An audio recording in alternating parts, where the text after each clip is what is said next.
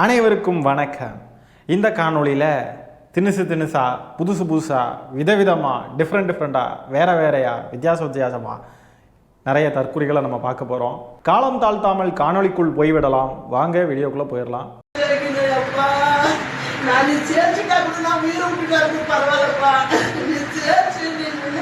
மக்களுக்கு பாதுகாப்பு கொடு. நீ சேர்த்துட்டா கூட நான் உயிரை கூட விட்டுக்கோப்பா. நான் உயிர் கூட தற்கொலை பண்ணிக்கோப்பா. ஆனால் நீ சேர்க்கணும். மக்களுக்கு நீ பாதுகாப்பா இருக்கணும்மா. வேடிக்கை இது பாதுகாப்பு தான் பண்ணி அதை கண்ணால பார்த்துட்டு கூட நான் சேர்த்துருவோம்ப்பா. எப்பா எந்நேரமும் சாகிறதுலேயே தான் இருக்காங்க. யாராவது வாழணும், யாராவது நல்லா இருக்கணும், நம்ம நாடு நல்லா இருக்கணும், நம்ம மக்கள் நல்லா இருக்கணும், நாங்கள் நல்லா இருக்கணும், நீங்கள் நல்லா இருக்கணும் அப்படின்னு பேசுகிறாங்களா? எந்நேரமும் சாகணும், நான் சாகிறது கூட ரெடியாக இருக்கேன், தயவு செஞ்சு இந்த நாட்டை விஜய் ஆள்றதை நான் பார்த்துட்டு செத்து போயிட ரெடியாக இருக்கேன் அப்படின்றாங்க. வீட்டில் இருக்கக்கூடிய குழந்தைங்க செத்தா கூட விஜயை பார்க்குறதுக்கு நாங்கள் நஷ்ட ஈடாக கொடுத்துட்டோம் அப்படின்றாங்க. விஜய் ஆனால் முதலமைச்சர் ஆகிடணும், விஜய் சிஎம் ஆகணும் அப்படின்றாங்க. என்ன மாதிரியான மனநிலைன்னு தெரியல இவங்களுக்குலாம். வீட்டில் இருக்கக்கூடிய குழந்தைங்க முதற்கொண்டு வீட்டில் இருக்கக்கூடிய பெரியவங்க வரைக்கும் யார் அழுதா கூட இவங்களுக்குலாம் கவலை இல்லை போல இருக்குது. ஒரு நடிகனுக்காக இப்படி தேம்பி ஒப்பாரி வச்சு அழுறாங்க. விஜய் இத்தனை வருஷங்களில் சினிமாவிலலாம் நடிச்சிருக்கார் இல்லையா? சினிமாவில் நடிக்கக்கூடிய அந்த செட்டில் விஜய் வேலை பார்க்குற அந்த இடத்துலையே நிறைய மக்களும் வேலை பார்ப்பாங்க இல்லையா? ஒரு சாதாரண மனுஷனாக தான் எல்லாருமே அவரை பார்ப்பாங்க. அந்த இடத்துல விஜய்க்கு ரசிகர்களுடைய தொந்தரவோ அந்த பிரச்சனையெல்லாம் இருந்திருக்காது. அந்த செட்டுக்கு வெளியில் மேபி அணில் குஞ்சுகள் கூடியிருப்பானுங்க. ஆனால் அந்த செட்டுக்குள்ளே வேலை பார்க்குறவங்களுக்கு அது ஒரு ப்ரொஃபஷன், அது வேற ஒன்றும் கிடையாது. இப்போ ஒரு இடத்துல கும்பலாக மக்கள் நிற்கிறாங்க, அதுக்கு நடுவில் விஜயோடைய நெஞ்சில் இப்படி கையை வச்சுட்டு எல்லாரும் நிற்பாங்க. ஞாபகம் இருக்கா? ஒரு சீன் ஜனநாயகனில் வரும். அந்த மாதிரி சினிமாவில் கும்பலாக நிற்கக்கூடிய மக்கள்லாம் இருக்காங்க இல்லையா? அங்கே அவங்களும் வேலைக்காக தான் போயிருப்பாங்க, விஜயும் வேலைக்காக தான் வந்திருப்பார், எல்லாரும் பணத்துக்காக தான் வந்திருக்காங்க. அவங்கவுங்க பொழப்புக்காக அவங்கவுங்க வாழ்க்கைக்காக தான் எல்லாருமே அந்த வேலையை பார்க்குறாங்க இல்லையா? இந்த இடத்துல விஜய் இந்த படத்துடைய கதாநாயகன். அதனால விஜய் மேலே இவங்களுக்கெல்லாம் ஒரு கிரேஸ். பார்த்து ரசித்து விஜய் பேசக்கூடியது, விஜய் பண்ணக்கூடியதெல்லாம் பார்த்து அது ஒரு ரசிகனாக ரசிச்சிருக்காங்க. அப்படி இருந்தது ஒரு எக்ஸ்ட்ரீம் லெவலுக்கு போய் மூளை மழுங்கி போய் வெறி பிடிச்சி போய் இந்த மாதிரி தெரிஞ்சுக்கிட்டு இருக்கிறாங்க. அந்த சினிமான்ற ப்ரொஃபஷனுக்குள்ளே இவங்களும் போய் பார்த்துருந்தாங்கன்னா இவங்களுக்கு இந்த ரசிக மோகம்லாம் பெருசாக இருக்காது. ஏன்னா அது ஒரு வேலை, அவ்வளோதான். ஒரு கொலீக் சினிமாவுக்குள்ளே இருந்தாக்க விஜய் ஒரு கொலீக், அவ்வளோதான். வேற ஒன்றும் அப்படியே ரொம்ப ஸ்பெஷலாலாம் ஒன்றும் கிடையாது. அவனுடைய ஏதோ ஒரு திறமையினாலேயோ ஏதோ ஒரு விஷயத்தினாலேயோ அவன் அந்த ஃபீல்டில் கொஞ்சம் மேலே வந்திருக்கான். விஜயை நாங்கள் ரசிக்கிறோம்பா அப்படின்னு சொல்லி ஒரு கூட்டம் சேருது விஜய் பின்னாடி.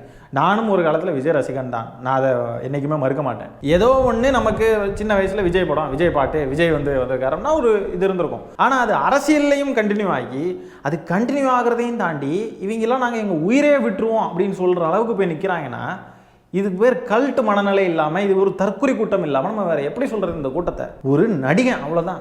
ஒரு வேலை செய்கிறான், அந்த வேலையில் அவன் பிரபலமாயிட்டான், அவ்வளோதான். அதுக்கு இப்போ என்ன வந்துருச்சு?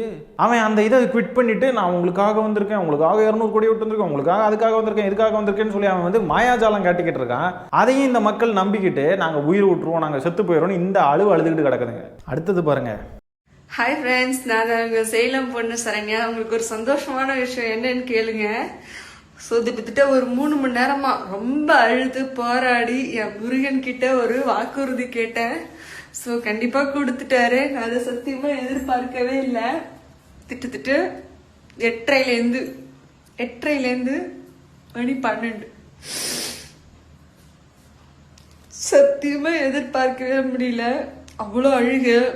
எனக்கு மட்டும் நல்லது செய்யறல, இந்த நாட்டுக்கு நீ நல்லது செய்யணும் அப்படின்னு சொல்லி நிக்க அவர்கிட்ட வலியோடு நின்று உத்தரவு வாங்கிட்டேன். அவர் எனக்கு சத்தியமா கொடுத்துட்டாரு. இந்த 5 வருடம் ஸோ நம்ம நாட்டினோட சிஎம் ஸோ விஜய் அண்ணா அப்படிங்கிறது இதுல எந்த ஒரு மாற்றமுமே கிடையாது. என் முருகன் எனக்கு எப்படி துணை இருக்காரோ அதே மாதிரி இந்த நாட்டுக்கு துணை இருப்பாரு நான் நினைக்கிறேன். ஸோ கண்டிப்பா டிவிக்கே வெற்றி அடையும். ஸோ முருகனோட சப்போர்ட் இருக்கு. பேசியே முடிக்கல, உடனே பள்ளி சத்தம். சத்தியமா எதிர்பார்க்கவே இல்லை. உண்மையாவே முருகர் இருக்கிறது உண்மைங்க. இந்த நாட்டினோட முதலமைச்சர் டிவிக்கு வாழ்க. இது ஒண்ணு போதும், என்னோட கஷ்டத்துக்கு இது ஒண்ணு போதும். Thank you so much. சத்தியமா என்ன சொல்றேன்னு தெரியல முருகா, தெரியல. வெற்றி அடைஞ்சோடனே நான் உன்னை தேடி வரேன். ஏதோ பள்ளி சத்தம் கேட்டுருச்சான், அதனால விஜய் தான் சிஎம்மா முருகர் ரிப்ளை பண்ணிட்டாராம். ஐயோ முரட்டு பைத்தியங்கள் கிட்ட சிக்கிட்டோண்டா ஜாமி. ஐயோ இப்படிப்பட்ட பைத்தியங்களை நம்ம பார்த்தது இல்லைங்க வாழ்க்கையிலேயே. ஐயோ விதவிதமாக இருக்காங்களே. இவங்க உண்மையாகவே இதை அழுறதெல்லாம் உண்மையாலுமே பண்ணுறாங்களா இல்லை ரீல்ஸ்க்காக வியூஸ்க்காக இந்த மாதிரி நடிக்கிறாங்களா அப்படின்றது புரிய மாட்டேங்குதுங்க. டிஃப்ரென்ஷியேட் பண்ணி பார்க்க முடியல. தற்குறிகளை நம்ம எப்படி நம்மளும் தற்குறியாக இருந்தால் தான் புரியும். ஒரு அறிவாளியை வந்து நம்ம இவன் நடிக்கிறானா இல்லையா அப்படின்னு நம்ம வந்து கண்டுபிடிச்சிடலாம். அவன் பேசுகிற துணியிலையும் அவன் பேசுகிற மாடுலேஷன்லையும். தற்குறிகளை நம்ம எப்படி கண்டுபிடிக்கிறது? இவனுக்கு தற்குறிகளா இல்லை வந்து இவனுக்கு வியூஸ்க்காக தேத்துறானுங்களா அப்படின்னு நமக்கு எப்படி தெரியும்? அப்படி வியூஸ்க்காக என்கேஜ்மெண்ட்டுக்காக லைக்ஸ்க்காக பண்ணுறாங்கன்னா பல்லே ஆளுங்கங்க இவனுங்க. ஆனால் விஜயை விட சூப்பராக நடிக்கிறீங்கடா, சூப்பரா அப்படின்ற மாதிரி தான் இருக்குது. அரசியலுக்கு வந்ததுக்கப்புறம் விஜயும் சரி விஜய் ரசிகர்களும் சரி சூப்பராக நடிக்கிறீங்கடா, பல்லே ஆளுடா ஜாமினி அப்படின்ற மாதிரி தான் இருக்கும். இது என்னமோ இவங்களுடைய தனிப்பட்ட விஷயம் மாதிரி பேசிக்கிட்டு இருக்காங்க. என் முருகன் எனக்கு எப்படி துணை இருப்பாரோ அது மாதிரி இந்த நாட்டுக்கு துணை இருப்பார் அப்படின்னு சொல்லிட்டு பேசிக்கிட்டு இருக்காங்க.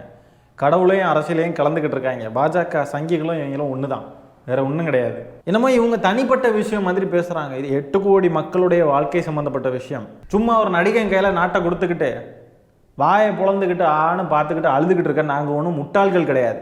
8 கோடி மக்களுடைய வாழ்க்கை, வேலை வாய்ப்பு, தொழில் வளர்ச்சி, தேர்வு, பாதுகாப்பு, மொழி, உரிமை எல்லாம் சம்மந்தப்பட்ட விஷயம். ஈஸியாக வந்து இவங்களுக்கு என்னமோ என்னைய முருகன் காப்பாற்றினார், முருகன் என்னைய வாழ வைக்கிறார், அதே மாதிரியே முருகன் தமிழ்நாட்டு மக்களையும் வாழ வைக்கணும், சிஎம் ஆக்கிருங்க விஜயண்ணாவை. அங்கே பின்னாடி ஒரு பள்ளி சத்தம் போட்டுச்சா உடனே விஜயண்ணா தான் சிஎம்னு கன்ஃபார்ம் பண்ணிக்கிட்டாங்க. அதையும் அழுதுகிட்டே வீடியோ எடுக்கிறாங்க. என்ன விளையாட்டாக இருக்குது அதெல்லாம்? தமிழ்நாட்டு மண், மக்கள், தமிழ்நாட்டு அரசியல் எல்லாம் விளையாட்டாக இருக்கா? என்ன சொப்பு சாமான விளையாட்டா இது? கடவுளும் கடவுள் நம்பிக்கையும் வேற, அரசியல் வேற.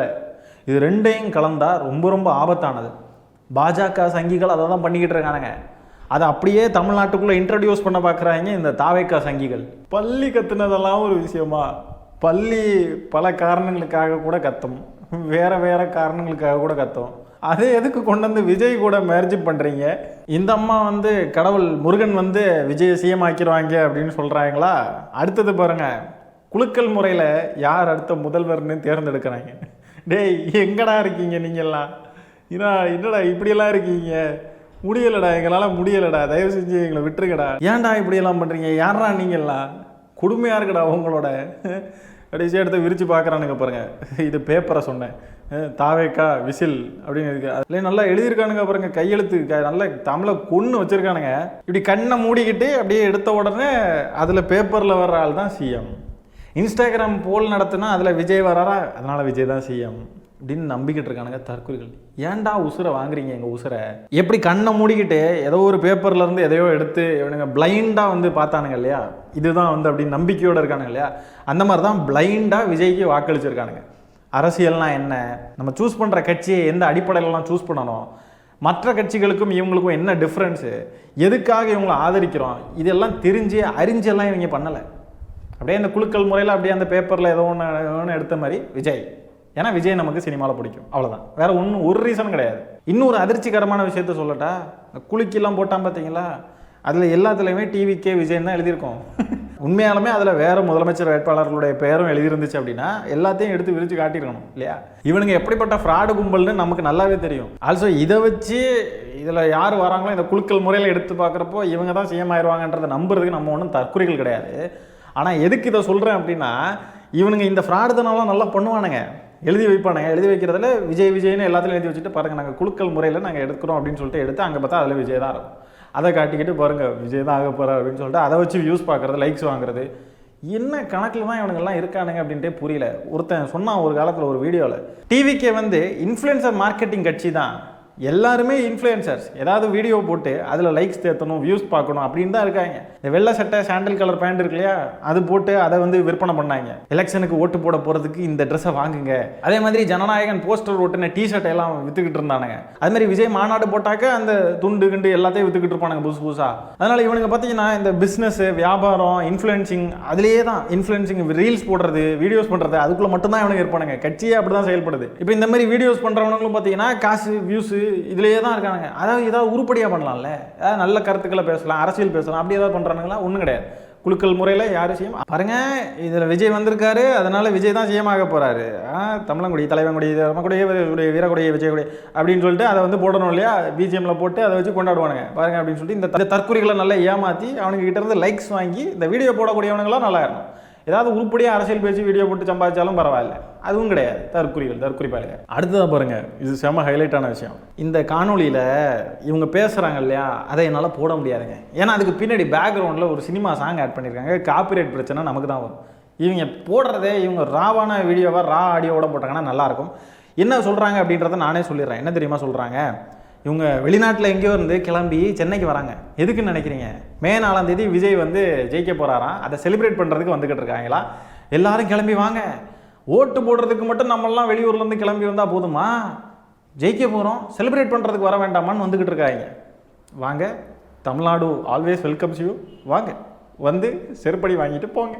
மே 4ஆம் தேதி பனையூரில் ஒரு சிறப்பான சம்பவம் காத்திருக்கு. நிறைய பைத்தியங்கள் தமிழ்நாட்டில் திரண்டு வரப்போகுது. அதுவும் பனையூருக்கு குறிப்பாக வரப்போகுது. நல்ல என்டர்டெயின்மெண்ட் இருக்குங்க. விஜய் வேற அழைப்பு விடுத்திருக்காப்புல. தாவேக்காவுடைய வேட்பாளர்கள் யாரெல்லாம் ஜெயிச்சிருக்கீங்களோ எல்லாரும் பனையூருக்கு வாங்க அப்படின்னு சொல்லிட்டு அழைப்பு விடுத்திருக்காப்புல.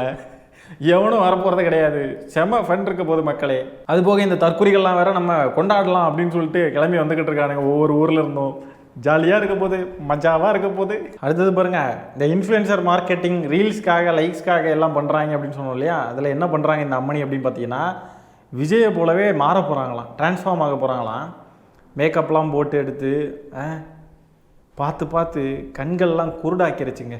கண்களை குருடாக்கின ஒரு பதிவு அப்படின்னு சொல்லலாம். இதுங்க மீசா கீசெல்லாம் நல்ல டேலண்ட் இருக்குது. டேலண்டெல்லாம் ஒன்றும் இல்லை பிரதர்.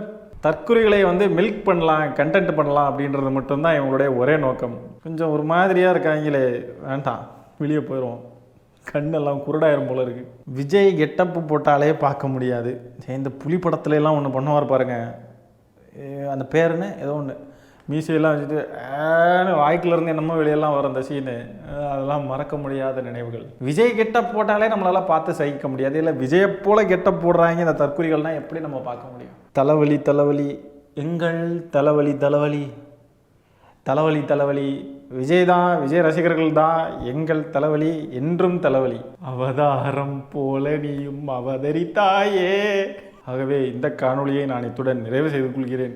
உங்களுடைய கருத்துக்களை எல்லாம் கமெண்ட்ஸில் பதிவு பண்ணுங்கள். மீண்டும் சந்திப்போம் அடுத்த காணொலியில். நன்றி, வணக்கம்.